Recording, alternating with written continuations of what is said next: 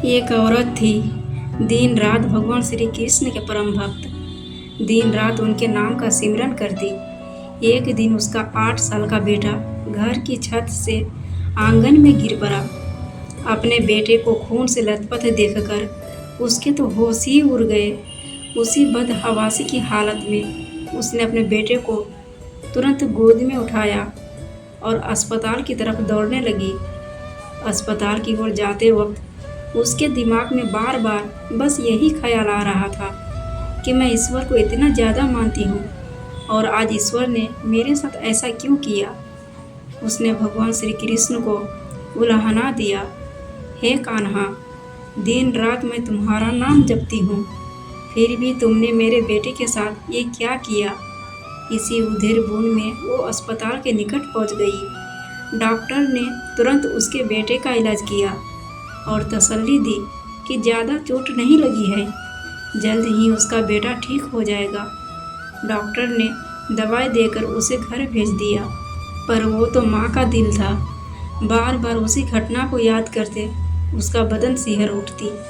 बार बार वही ख्याल आता कि भगवान का इतना नाम लेने पर भी उसके बच्चे के साथ ऐसा क्यों हो गया। भगवान ने उस समय उसके बच्चे की रक्षा क्यों नहीं की। ये प्रश्न उसके दिमाग में बार बार आ रहा था।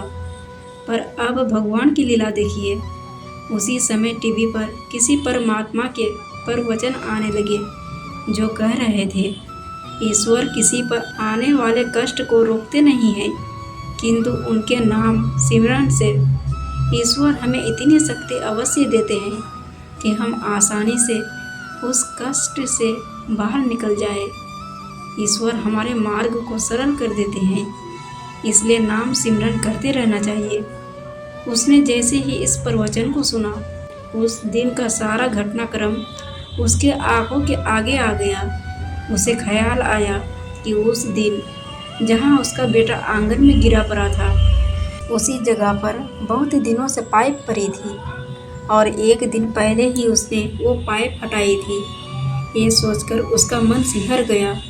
अगर वो पाइप अभी भी वहाँ पर पड़ी होती तो उसके बेटे को कितनी ज़्यादा चोटें आती।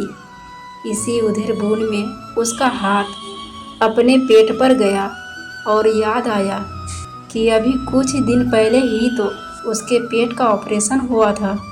वहाँ तो एक बाल्टी भी नहीं उठा सकती थी, लेकिन 20-22 किलो के बेटे को गोद में उठाकर आधे पौने किलोमीटर दौड़कर वो डॉक्टर की क्लिनिक कैसे पहुंच गई।